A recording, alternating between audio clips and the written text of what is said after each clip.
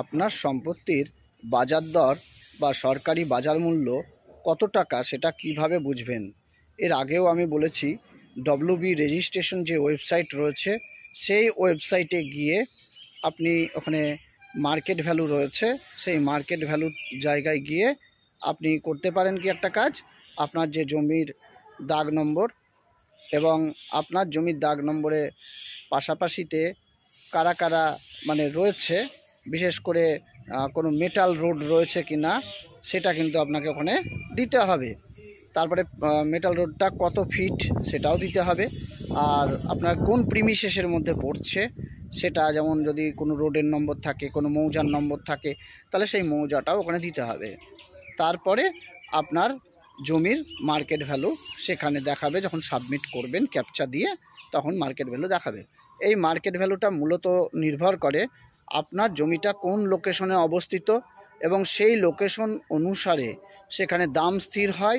শুধু তাই নয়, আপনার যে রাস্তাটা কীরকম, ঢালাই রাস্তা না পিচ রোড না NH 34 থেকে বা মেন রোড থেকে কতটা দূরত্বে, আপনার আশেপাশে স্কুল কলেজ রেল স্টেশন এগুলো আছে কি না, এগুলো থেকেও আপনার মার্কেট ভ্যালুটা নির্ধারণ করে সরকার। এগুলো দেখতে চাই যে আপনার আশেপাশে কি রয়েছে, এগুলো দেখার পরই তারা সরকারি বাজার দর বা মার্কেট ভ্যালু এটা তারা নির্ধারণ করে। তবে মনে রাখবেন, আপনি মার্কেট ভ্যালু যাই থাকুক না কেন, আমরা যখন জমি জায়গা কিনি তখন ডাইরেক্ট মালিকের সঙ্গে একটা বোঝাপড়া করে নিই। যেমন ধরুন, আমি একটা জায়গা কিনেছি, মার্কেট ভ্যালু হলো 20 লাখ টাকা, কিন্তু জায়গাটা কিনেছি 10 লাখ টাকায়। তাহলে মার্কেট ভ্যালু কোথায় 20 লাখ আর আমি কিনেছি 10 লাখে, তাহলে এই যে 10 লাখের ডিফারেন্স, তাহলে কি হলো, তাহলে আমি কোনটার উপর রেজিস্ট্রেশন খরচ বা স্ট্যাম্প ডিউটি লাগবে। দেখুন, সবচেয়ে মনে রাখবেন যেটা বেশি হবে, অর্থাৎ মার্কেট ভ্যালু যদি বেশি হয় তাহলে মার্কেট ভ্যালুর উপরে স্ট্যাম্প ডিউটি রেজিস্ট্রেশন ফিস লাগবে। আর যদি আমার কেনা দাম বা আমি যে ক্রেতা, আমি যে দামটা দিয়েছি সেটা বেশি হয়, তাহলে সেই দামটার উপরে লাগবে মানে স্ট্যাম্প ডিউটি রেজিস্ট্রেশন ফিজ।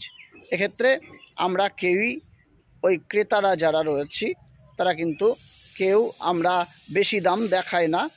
দেখালে কিন্তু মার্কেট ভ্যালুর থেকে যদি বেশি দেখায় দাম, তাহলে সেক্ষেত্রে ওই দামের উপরে আমাদের রেজিস্ট্রেশন ফিজ এবং স্ট্যাম্প ডিউটির খরচটা পড়ে যাবে। সেক্ষেত্রে রেজিস্ট্রি খরচটা প্রচুর পড়বে।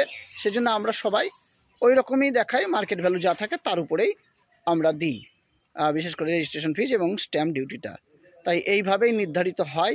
যে কোনো জমি কেনার আগে আপনারা ডব্লিউবি রেজিস্ট্রেশন ওয়েবসাইট